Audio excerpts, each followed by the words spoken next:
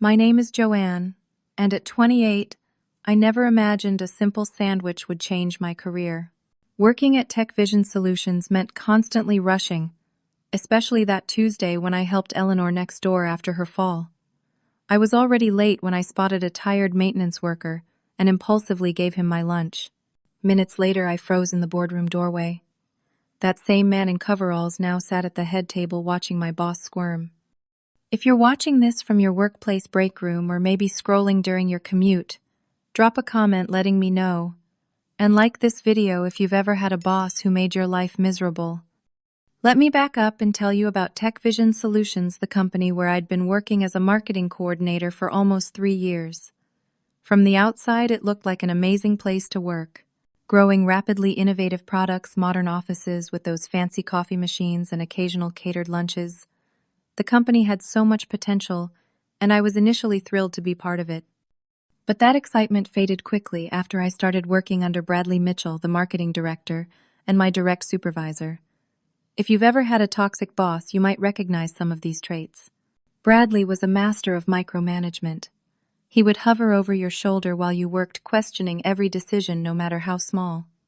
He would demand hourly updates on projects, then criticize your work for not being innovative enough, only to suggest the exact same idea you had proposed last week, which he had rejected. One of Bradley's favorite tactics was taking credit for everyone else's work. I once spent 3 weeks developing a social media campaign that increased our engagement by 40%. During the presentation to the executive team, Bradley presented it as his brainchild. When I tried to speak up, he cut me off and later pulled me aside to tell me I was being unprofessional and not a team player. The belittling was constant. Nothing was ever good enough. If you finished something early, you were rushing and being careless. If you took the time to make it perfect, you were inefficient and slow. He would make comments about my appearance, my voice, even the lunch I brought from home. Do you really think a professional dresses like that? He would say loudly enough for others to hear? Though my business casual attire was perfectly appropriate. My daily existence at Tech Vision became a struggle of impossible deadlines, constant criticism, and zero appreciation.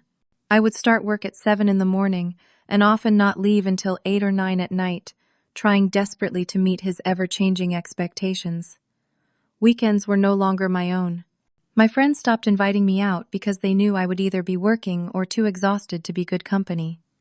There were a few people at the office who made the situation somewhat bearable.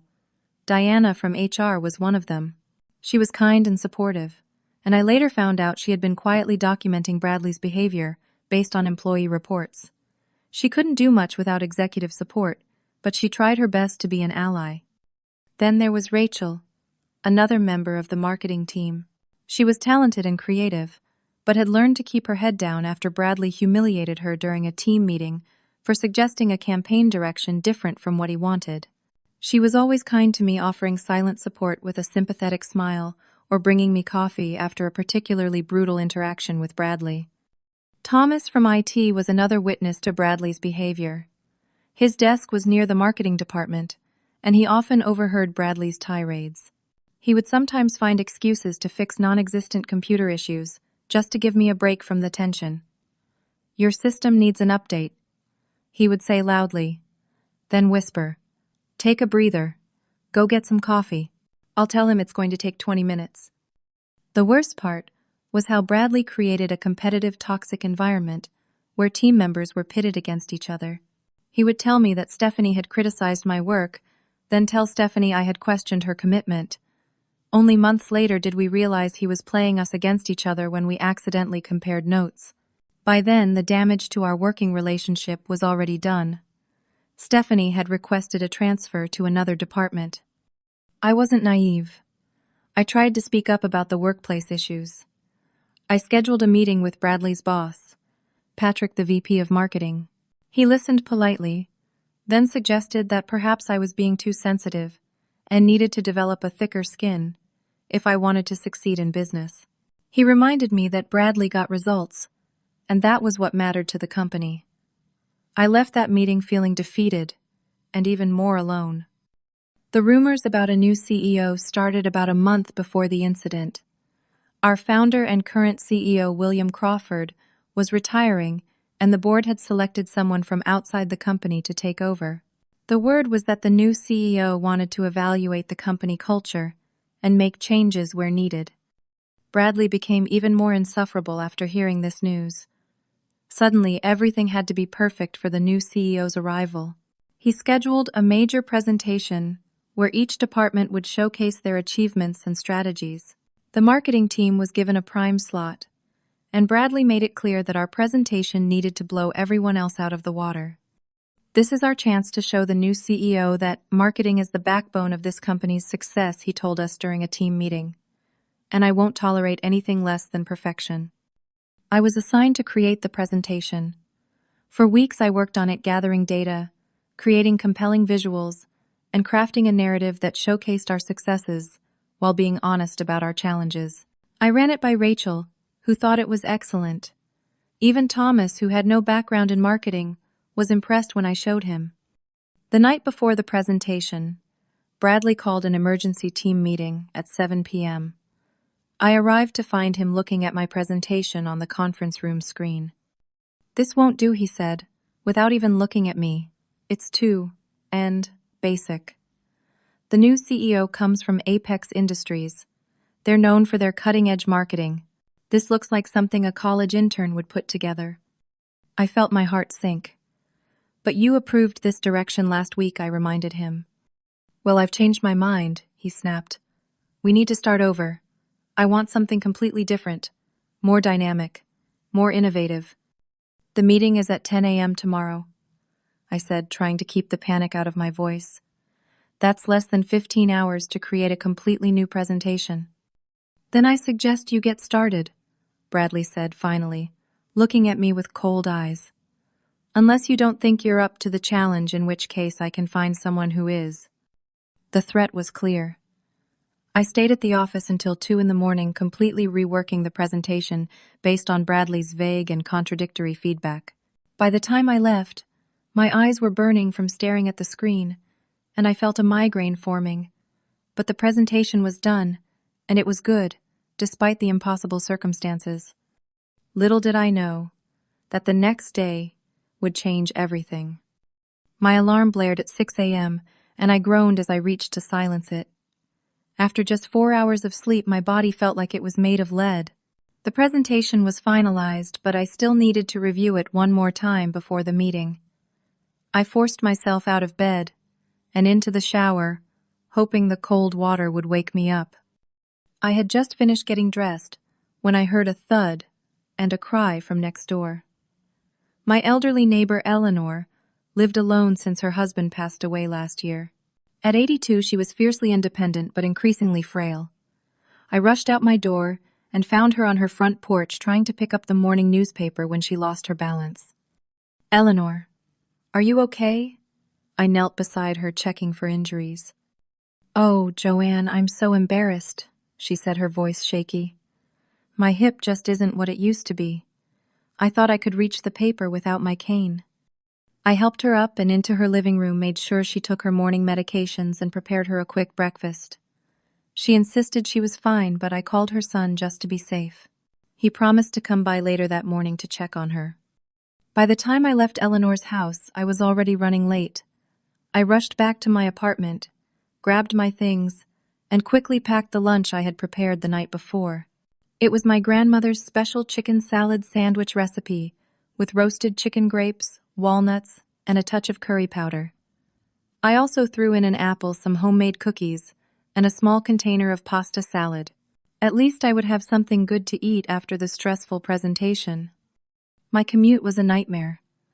The bus was late then, got stuck in traffic because of an accident. I kept checking my watch, feeling my anxiety rise with each passing minute. The presentation was at 10, and it was already 9:30 when the bus finally arrived near my office building. I practically ran the last 3 blocks clutching my bag and the folder with my presentation notes. That's when I noticed him. A man in worn coveralls was sitting on a bench near the building entrance. He looked exhausted, his shoulders slumped, staring at the ground. He wore the generic blue coveralls of maintenance workers with no company logo I could recognize. Something about his dejected posture made me slow down. As I got closer, I could see the lines of fatigue on his face. He looked up briefly, offering a polite nod, before returning his gaze to the ground. I noticed he had no lunchbox or bag with him, despite it being nearly mid-morning. In a split-second decision that I still can't fully explain, I stopped and opened my bag. "Excuse me," I said, pulling out my lunch bag. "I'm sorry if this seems weird, but you look like you could use this more than me. It's homemade and pretty good if I say so myself." He looked up surprised. "That's very kind, but I couldn't take your lunch." "Please." "I insist," I said, already late and knowing I could grab something from the cafeteria later. "It's my grandmother's recipe. Chicken salad sandwich with a secret ingredient." After a moment's hesitation, he accepted the bag with a genuine smile that transformed his tired face. "Thank you. This is unexpected and very kind."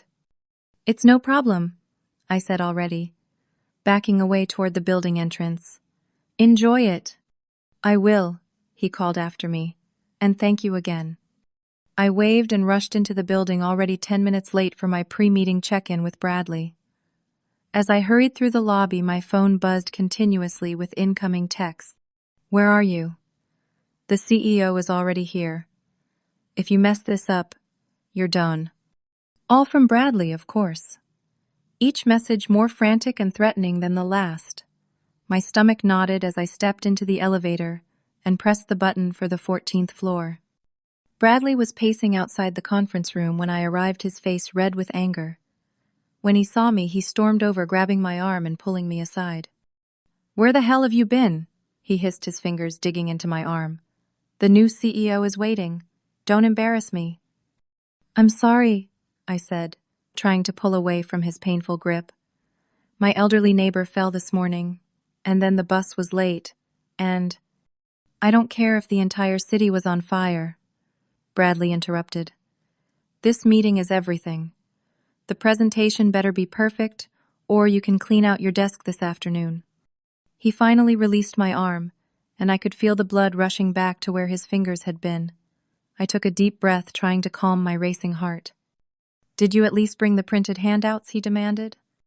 I nodded, pulling the folder from my bag. "Yes, everything's ready." "It better be," he said, straightening his tie. "Follow my lead. Don't speak unless spoken to. And for God's sake, try to look professional for once." As we walked toward the conference room, Bradley continued to whisper criticisms and threats. My anxiety was reaching a breaking point, but I focused on my breathing, trying to center myself before facing the executive team and the mysterious new CEO who had everyone on edge. "Remember," Bradley said as we reached the door, "this is my presentation. You're just here to advance the slides and hand out materials. Got it?" I nodded silently, clutching the folder to my chest like a shield. Bradley plastered on his fake smile, the one he used for executives and clients, and opened the door. Nothing could have prepared me for what happened next. As I entered the boardroom behind Bradley, the first thing I noticed was the unusual silence. Typically, before these meetings, there would be small talk, the rustle of papers, perhaps someone making a last-minute phone call. Today, everyone sat perfectly still, their eyes shifting between me and the head of the table. That's when I saw him, the maintenance worker. The same man I'd given my lunch to just minutes ago was now sitting at the head of the boardroom table, still in his blue coveralls. My grandmother's chicken salad sandwich was unwrapped in front of him, and he was taking a bite as we walked in. I froze, my mind struggling to process what I was seeing. Bradley, not yet noticing my reaction, strode forward confidently. "Mr. Hayes, I apologize for the delay. I'm Bradley Mitchell, Marketing Director, and this is my assistant, Joanne." The man at the head of the table swallowed his bite of sandwich and smiled warmly in my direction. "Yes, Joanne and I have already met. She kindly gave me her lunch when she saw me looking tired outside the building." He turned to me. "And I have to say, this is possibly the best chicken salad sandwich I've ever had. You mentioned it was your grandmother's recipe." Bradley turned to look at me, confusion spreading across his face. "Yes," I managed to say, my voice barely audible, The secret is a touch of curry powder. The man nodded appreciatively and set down the sandwich. I should probably introduce myself properly now. I'm Alexander Hayes, the new CEO of Tech Vision Solutions. The blood drained from Bradley's face so quickly I thought he might faint. His mouth opened and closed several times, but no words came out. Alexander Hayes stood up and unbuttoned the coveralls, revealing a crisp white shirt and tie underneath. I apologize for the unorthodox introduction. When I take over a new company, I like to spend my first week observing the culture and operations without the formality and pretense that often comes with the CEO title. He gestured for us to take our seats. Bradley moved robotically to an empty chair, his eyes wide with shock. I sat down next to Diana from HR, who gave me a small, encouraging smile. Over the past week, Alexander continued, I've been working alongside the maintenance team, the customer service representatives, and even spent a day in the warehouse. It's given me invaluable insight into how Tech Vision really operates, not just how it looks on paper or in official meetings. He walked around the table slowly as he spoke. I've had some fascinating conversations with employees at all levels. The warehouse staff told me about the impossible shipping deadlines they're given without consultation. The customer service team shared how they're not empowered to actually solve customer problems. The developers mentioned how their warnings about technical debt are consistently ignored in favor of rushing new features to market. Alexander stopped behind Bradley's chair. But I've heard particularly concerning reports about the management style in the marketing department. Bradley straightened in his chair, trying to regain his composure. Mr. Hayes, I can assure you that the marketing department under my leadership has consistently exceeded targets and... Alexander raised a hand, silencing Bradley mid-sentence. Results matter, Mr. Mitchell. But how those results are achieved matters just as much, if not more. A company's culture starts at the top and flows downward. Toxic leadership poisons the entire organization, regardless of short-term performance metrics. He returned to the head of the table and sat down. This morning, as I sat outside your building, taking a moment to gather my thoughts before this meeting, I observed something interesting. Dozens of your employees walked past me without a second glance. Some were staring at their phones, others rushing with coffee cups, many looking stressed and unhappy. Alexander glanced at me with a kind smile. And then Joanne came along. Despite clearly being in a hurry, she stopped when she saw someone who appeared to be in need. She gave up her own lunch without hesitation, showing kindness to someone she believed was just a maintenance worker. That says a lot about her character. I felt my cheeks flush with embarrassment, but also a warmth spreading through my chest at his words. After our brief interaction, Alexander continued, I watched her enter the building, and what I saw next was quite illuminating. His eyes shifted to Bradley. I saw you grab her arm in the lobby, Mr. Mitchell. I saw you speaking to her in what appeared to be a threatening manner. The security cameras would have captured that interaction, I imagine. Bradley's face, which had been pale with shock, now flushed red. Sir, I was merely expressing concern about punctuality, which is a reasonable expectation for professional. I've also taken the liberty of reviewing some company documentation, Alexander interrupted, pulling out a folder. Employee complaints, turnover rates, exit interviews. He opened the folder and scanned a page. The marketing department has the highest turnover rate in the company, 87% in the past 2 years. The average across the rest of the departments is 23%. He flipped to another page. Exit interviews cite management issues as the primary reason for leaving in 92% of cases from your department. Diana shifted slightly beside me. I realized she must have provided these documents. Mr. Hayes, Bradley said, his voice taking on a placating tone. You have to understand that marketing is a high-pressure environment. Not everyone is cut out for it. I maintain high standards because our company deserves nothing less. Alexander nodded thoughtfully. High standards are important, but there's a difference between high standards and a hostile work environment. He looked around the table. I'm curious to hear from others. What has your experience been with the marketing department and its leadership? The room fell silent again. Years of conditioning under Bradley's regime had taught everyone to stay quiet to not make waves. I held my breath, wondering if anyone would dare to speak. The silence stretched uncomfortably, as Alexander waited patiently. Finally, he reached into his briefcase and pulled out a large organizational chart. He slid it across the table toward Bradley, who watched it approach as if it were a snake. Alexander pointed to Bradley's picture on the chart. "So tell me what this person does. What value does Bradley Mitchell bring to Tech Vision Solutions?" Bradley cleared his throat, straightening his tie nervously. "As marketing director, I oversee all marketing initiatives and strategies.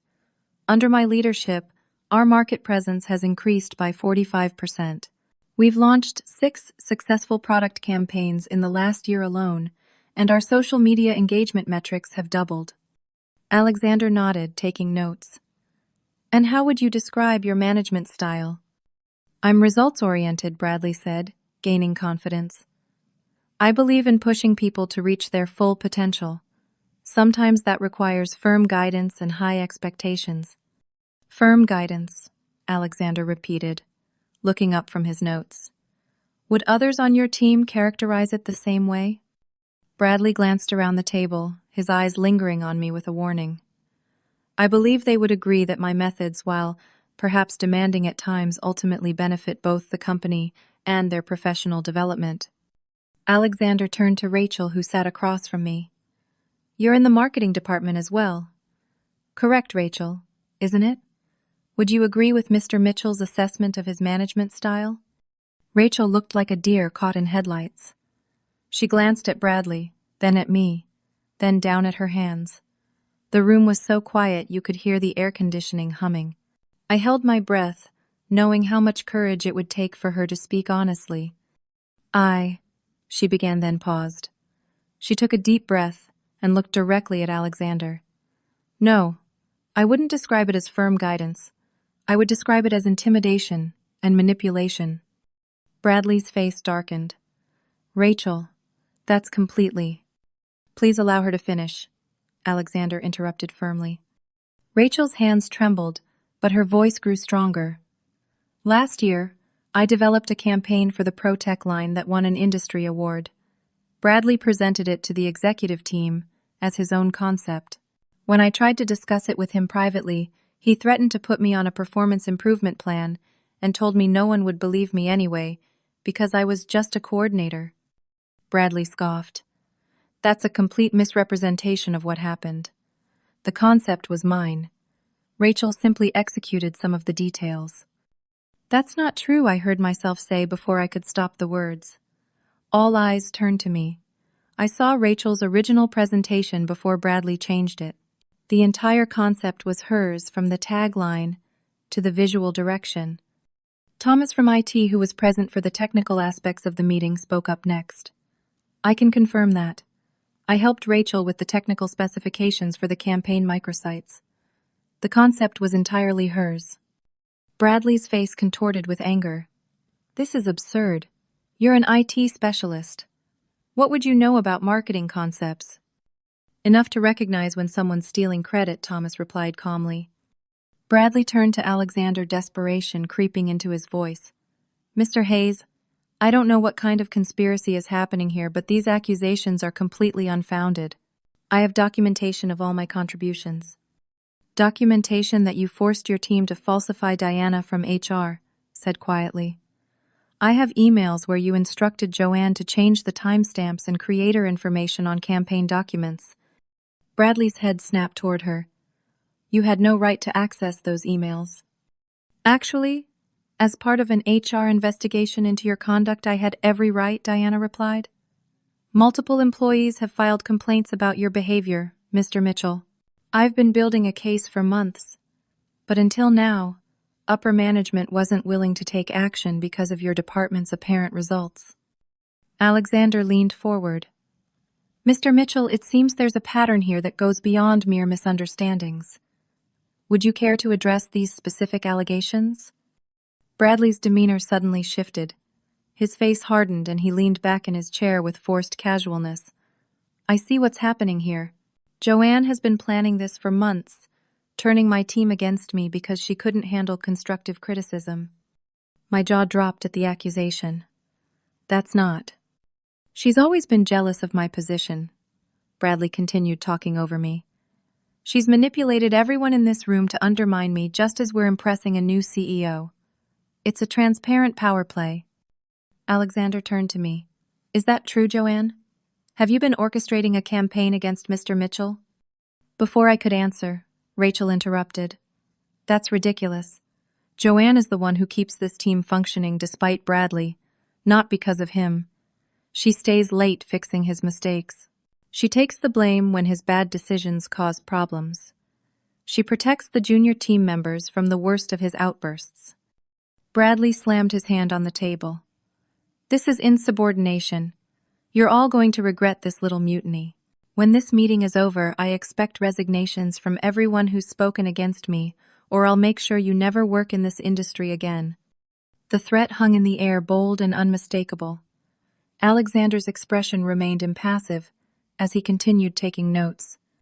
Mr. Mitchell, he finally said, are you threatening your employees with retaliation for speaking honestly when directly questioned by the CEO?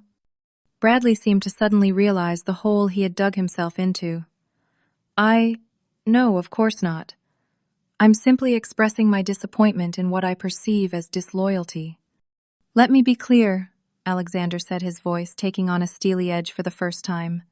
Loyalty to a company means doing what's best for the organization and its people, not covering up toxic behavior. Loyalty flows both ways, and from what I'm hearing, you've shown very little loyalty to the people who work for you. He turned to Diana. You mentioned an investigation. Do you have that documentation with you? Diana nodded and passed him a thick folder. This contains all the formal complaints, along with supporting evidence, including emails, witness statements, and records of incidents. Alexander flipped through the folder, his expression growing more serious with each page. Bradley watched him, his face alternating between anger and fear. This is all hearsay and exaggerations, Bradley finally said, but his voice lacked conviction. Alexander closed the folder and looked directly at Bradley. Mr. Mitchell, based on what I've heard and seen today, combined with this documentation, I believe we need to continue this conversation privately. Diana, as HR director, would you please accompany Mr. Mitchell and me to your office? Bradley's face went completely white. Is that really necessary? I think there's been a misunderstanding that we could clear up right here. I believe we're well beyond misunderstandings, Alexander replied, standing up. The rest of you please take a 15-minute break. We'll reconvene afterward. As Bradley stood on shaky legs, he shot me a look of pure hatred. You'll regret this, he whispered, as he passed by my chair. But for the first time in years, facing his anger didn't fill me with dread. Something had fundamentally changed in the power dynamic, and we all felt it. The room collectively held its breath as Alexander, Diana, and Bradley exited the door, closing behind them, with a soft click that somehow felt monumental. For several seconds after the door closed, no one in the boardroom moved or spoke. It was as if we were all processing what had just happened, afraid that speaking might somehow reverse this unexpected turn of events. The tension that had been building for so long had finally broken, leaving us in an unfamiliar state of shocked relief. Rachel was the first to break the silence, releasing a long, shuddering breath. Did that really just happen? She asked, her voice barely above a whisper. Thomas nodded slowly. I think Bradley just self-destructed in record time. A nervous laugh escaped from someone, and suddenly the room filled with whispered conversations. People were sharing their own Bradley stories, experiences they had never dared voice in the office before. Rachel moved to the chair next to mine. Joanne, I'm so sorry, she said, her eyes glistening with tears. I should have spoken up sooner about the campaign and everything else. I was just so afraid of losing my job. I have student loans and my mom's medical bills. Her voice trailed off. I squeezed her hand. I understand. I was afraid too. We all were. Thomas came over and perched on the edge of the table near us. I should have said something ages ago, he admitted. I saw how he treated all of you. I documented some of it in emails to Diana. but I never confronted him directly. I was worried about being labeled a troublemaker. Bradley created a culture of fear, I said. That's not on any of us. He deliberately isolated everyone, so we'd be too afraid to band together. As we talked, I felt years of tension beginning to dissolve. There was something powerfully cathartic about finally acknowledging aloud what we had all experienced. Other team members joined our conversation, each sharing their own stories of Bradley's manipulation, gaslighting, and bullying. Patricia from the design team revealed how Bradley had taken her ideas for the website redesign, then criticized her original concepts in front of the entire marketing team. Lawrence from content marketing described how Bradley had made him rewrite entire campaigns overnight, only to revert to the original version and claim Lawrence's work wasn't good enough. Each story reinforced what we all knew: Bradley's toxic leadership had been slowly poisoning not just the marketing department, but the entire company culture. His influence spread beyond his direct reports, affecting interdepartmental relationships and even how we interacted with clients. 45 minutes passed before the door opened again. Alexander returned alone, his expression solemn but resolute. The room immediately fell silent as he took his place at the head of the table. "Thank you for your patience," he said. "I want to be transparent about what's happening. Bradley Mitchell has been placed on administrative leave pending a full review of the complaints against him. Diana will be conducting additional interviews with current and former team members to ensure we have a complete understanding of the situation." A collective exhale seemed to pass through the room. Alexander continued, "I believe in dealing with personnel matters privately and respectfully, even in difficult circumstances like these. What I can tell you is that TechVision Solutions will not tolerate bullying, harassment, or abuse of power at any level of the organization. That's a commitment I'm making to all of you today." He looked around the table, making eye contact with each person. When his eyes met mine, he smiled slightly. "Now I believe we were supposed to have a marketing presentation today," he said. "Joanne, I understand you prepared the materials. Would you be comfortable presenting them?" My heart raced. I had prepared to silently advance slides while Bradley took all the credit, not to actually deliver the presentation myself. But something had shifted inside me. After witnessing Bradley's downfall and feeling the support of my colleagues, I found a confidence I hadn't felt in years. "Yes," I said, standing up and moving to the front of the room. "I'd be happy to." I connected my laptop to the projector and pulled up the original presentation, not the hastily revised version Bradley had demanded last night. Taking a deep breath, I began to outline our marketing strategy, our successes, and our challenges with honest enthusiasm. Without Bradley's oppressive presence, I found myself speaking with passion about our work and our vision for the future. As I presented, Alexander asked insightful questions that showed he genuinely understood marketing. The other executives engaged thoughtfully, offering suggestions and comments that were constructive rather than critical. For the first time in years, I felt respected and heard in a company meeting. When I finished, Alexander was the first to applaud.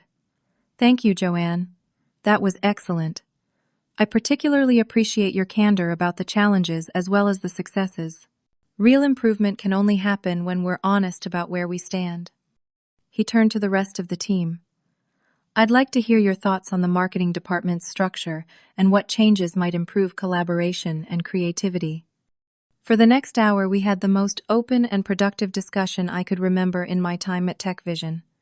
People spoke freely, building on each other's ideas rather than competing. Alexander took notes and asked questions that showed he was genuinely interested in our perspectives. Near the end of the meeting, he turned to me.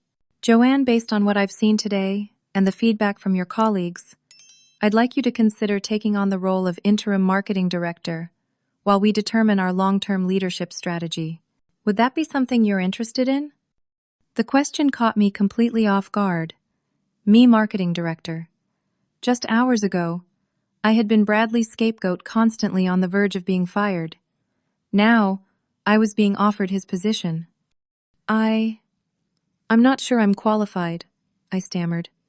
"From what I've seen and heard today, you're more than qualified," Alexander replied. You understand the work you have, the respect of your colleagues, and you've somehow managed to keep this department functioning despite extremely challenging leadership. Those are the qualities I value in a director. Looking around the table, I saw encouraging nods and smiles from my colleagues. Rachel gave me a thumbs up. Thomas mouthed, "You can do it." I took a deep breath. Yes, I would be interested. Thank you for the opportunity. Alexander smiled. Excellent. We'll discuss the details tomorrow. For now, I suggest we all take some time to process today's events. This meeting is adjourned. As people gathered their things and began to leave, still buzzing with conversation about the dramatic turn of events, Alexander approached me. That chicken salad sandwich really was exceptional, he said with a warm smile. Perhaps next time we can have lunch together in the cafeteria rather than on a bench outside. I laughed, feeling lighter than I had in years. I'd like that. As I packed up my presentation materials, I realized that my life at TechVision had completely transformed in just a few hours, all because I'd decided to give my lunch to a stranger in coveralls. Sometimes the smallest acts of kindness return in ways we could never imagine. The weeks following that fateful meeting brought sweeping changes to TechVision Solutions. True to his word, Alexander Hayes initiated a thorough investigation into Bradley's management practices. Diana conducted interviews with current employees and reached out to those who had left the company because of Bradley. The evidence was overwhelming, and within 2 weeks, Bradley was officially terminated. My first day as interim marketing director was both exciting and terrifying. I arrived at the office early, trying to gather my thoughts before the team arrived. This was the same space where I had spent countless hours feeling inadequate and afraid. But now it was my responsibility to transform it into something better. When I reached my new office, Bradley's old space, I hesitated at the door. It felt wrong somehow, as if entering might somehow infect me with his toxic leadership style. Alexander found me standing there staring at the nameplate that still read Bradley Mitchell. "We should get that changed," he said, coming to stand beside me. "What do you think?" "Joanne Reynolds, marketing director. It has a nice ring to it." I smiled nervously. "Even without the interim part?" He nodded.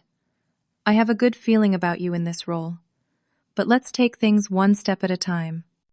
Inside the office was a study in Bradley's personality. Awards and certificates covered one wall, but notably none that acknowledged team contributions. The furniture was expensive and imposing, designed to intimidate rather than welcome. The first thing I did was rearrange everything, moving the desk so it didn't create a barrier between me and anyone who entered. I brought in plants, photos, and even a small couch for more casual conversations. My biggest challenge wasn't the workload or learning new systems. It was overcoming my own self-doubt. Years under Bradley's criticism had left deep scars on my confidence. In my first week, I must have written and rewritten each email 20 times, second-guessing every decision. What if I'm terrible at this? I confessed to Rachel over coffee. What if I'm just as bad as Bradley in a different way? Rachel shook her head firmly. Not possible. You know why? Because you're asking that question. Bradley never once wondered if he was being a good leader. He assumed he was perfect, and everyone else was the problem. With support from colleagues who quickly became friends rather than competitors, I gradually found my footing. I implemented practices that were the opposite of Bradley's approach.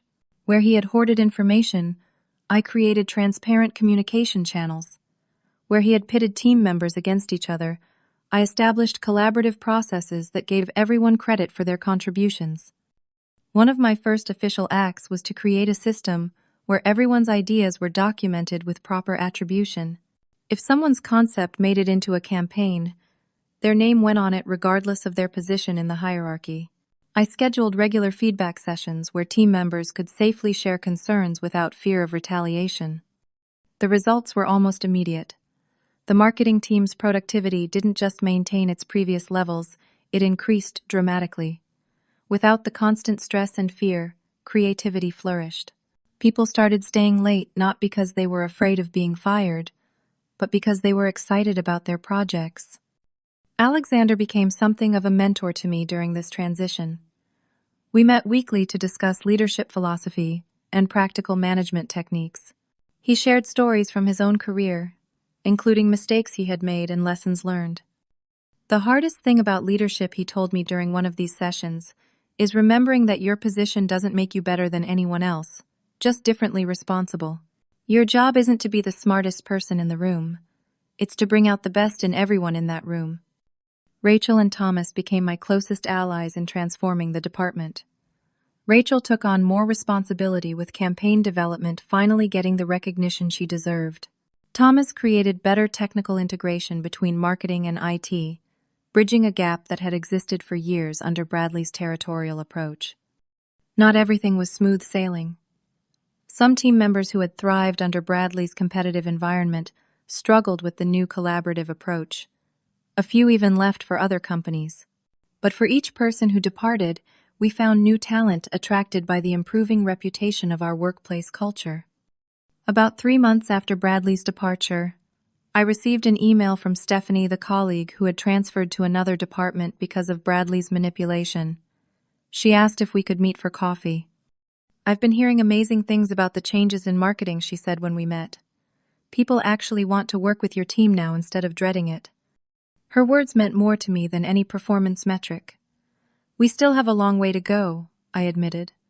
"But at least people aren't having panic attacks in the bathroom anymore." Stephanie smiled. "Would you be open to me transferring back? I miss marketing and I miss the team. I just couldn't handle Bradley anymore." "We'd love to have you back," I told her sincerely. Curious about how deep the damage had gone, I worked with Diana to contact former employees who had left because of Bradley. Many were surprised to hear from us, even more surprised to learn about the changes. Several expressed interest in returning, and over the next few months, 3 former team members rejoined TechVision. One of the most meaningful changes came from an unexpected source. I kept a brown paper lunch bag on my desk as a reminder of how my journey to leadership began. When Alexander noticed it during a meeting in my office, I explained its significance. "It reminds me that small acts of kindness matter," I told him, "and that you never know who someone really is, or what impact they might have on your life." Alexander considered this for a moment, then suggested, "What if we formalized that concept? A company volunteer program where employees could give back to the community." The idea resonated immediately. Within weeks, we launched TechVision Gives Back, a program that gave employees paid time off for volunteer work and matched charitable donations. The program became one of our most popular benefits, with over 70% of employees participating in the first year. As the 6-month mark of my interim position approached, I found myself reflecting on the incredible journey. The department's metrics showed significant improvement, not just in marketing results, but in employee satisfaction and retention. The toxic culture Bradley had created was gradually being replaced by something healthier and more sustainable. But perhaps the most profound change was within myself. The anxious, self-doubting person who had given away her lunch that fateful day was transforming into a confident leader who trusted her instincts and valued her own voice. I still had moments of uncertainty, but they no longer paralyzed me. The sandwich that changed everything had become company legend. Sometimes when facing a difficult decision, someone would ask with a smile, "What would the chicken salad sandwich do?" It became our shorthand for choosing kindness and integrity over expediency or self-interest. And as for Eleanor, my elderly neighbor, whose fall had made me late that pivotal morning, I now brought her dinner, regularly transforming what had once been a rushed obligation into a meaningful friendship.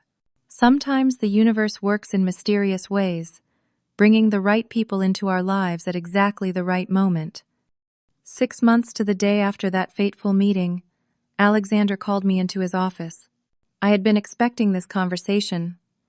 My interim period was officially ending, and it was time to discuss the future of the marketing department leadership.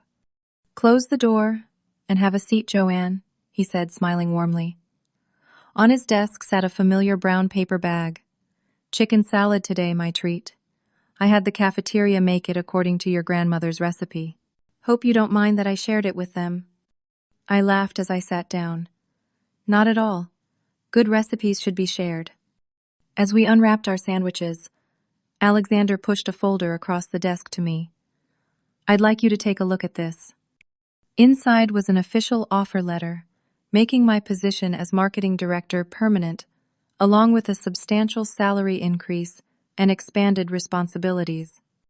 The board unanimously approved your appointment, Alexander said. The transformation you've led in the marketing department has exceeded all expectations. Employee satisfaction is up 83%, turnover is down to just 7%, and your campaigns have increased customer engagement by 62%. Those are impressive numbers by any standard. I felt a surge of pride mixed with humility. It hasn't been just me. The entire team deserves credit. That right there is why you're the right person for this job, Alexander replied. A leader who shares success is a leader people will follow anywhere. That afternoon, we gathered the marketing team to announce the news. The spontaneous applause brought tears to my eyes. Rachel hugged me tight and whispered, "No one deserves this more than you." Later that week, we received notification that TechVision had won an award for Most Improved Workplace Culture from a prominent industry association. The award ceremony was scheduled for the following month, and Alexander asked me to deliver the acceptance speech. Standing at the podium in front of industry peers and colleagues, I felt a profound sense of how far we had come. Transforming a workplace culture isn't about grand gestures or perfect policies, I told the audience. It's about daily choices to prioritize people over processes, collaboration over competition, and kindness over expediency. It's about creating spaces where people feel safe to contribute their best work without fear. Looking out at my team members in the audience, I continued. The journey from toxic to healthy isn't linear or quick. It happens one conversation, one decision, one lunch break at a time. And it requires constant vigilance, because culture isn't something you achieve, it's something you nurture continually. The healing journey from my years under Bradley's leadership had not been easy or straightforward. For months after his departure, I still found myself flinching when receiving feedback, expecting criticism that never came. I struggled with imposter syndrome, questioning whether I truly deserved my new role, or had simply been in the right place at the right time. The first presentation I gave as official marketing director, my hands shook so badly I could barely change slides. Alexander noticed and casually took over advancing the slides, while I spoke a small kindness that allowed me to focus on my words rather than my anxiety. Gradually, with support from colleagues and some professional coaching arranged by Diana from HR, I learned to trust my instincts again. I recognized that the voice in my head that constantly criticized and doubted was not my voice, but Bradley's internalized after years of emotional abuse. Separating his toxic influence from my own thoughts was perhaps the most challenging aspect of recovery. Building confidence in my abilities came through seeing the positive results of my leadership approach.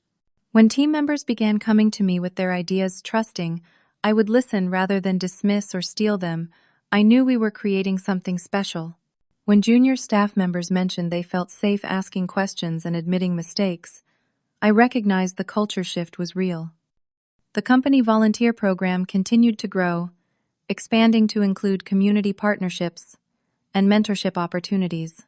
I maintained my friendship with Eleanor, my elderly neighbor, and even invited her to our company holiday party, where she charmed everyone with stories from her own career, as one of the first female accountants at her firm in the 1960s.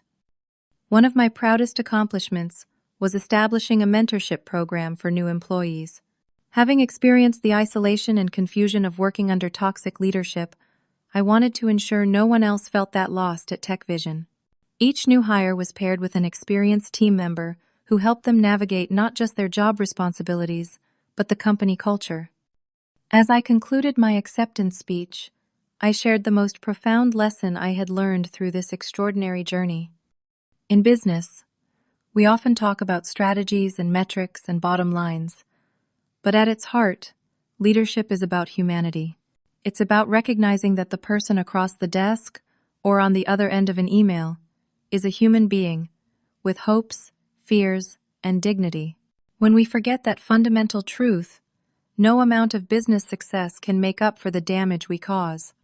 I paused looking at Alexander, who nodded encouragingly. A simple act of kindness, offering a sandwich to someone who looked tired and hungry, changed the trajectory of my career and ultimately our company. Not because it was strategic or calculated, but precisely because it wasn't. It was human. And in that humanity lies the secret to building organizations where people can thrive. The applause that followed felt like a final closing of one chapter and the opening of another. The shadow of Bradley's toxic leadership would always be part of our story, but it no longer defined us or our future. Back at my desk the following Monday, I looked at the brown paper lunch bag I still kept as a reminder and smiled. Then I opened my computer and began drafting ideas for our next community initiative. My phone rang. It was Alexander.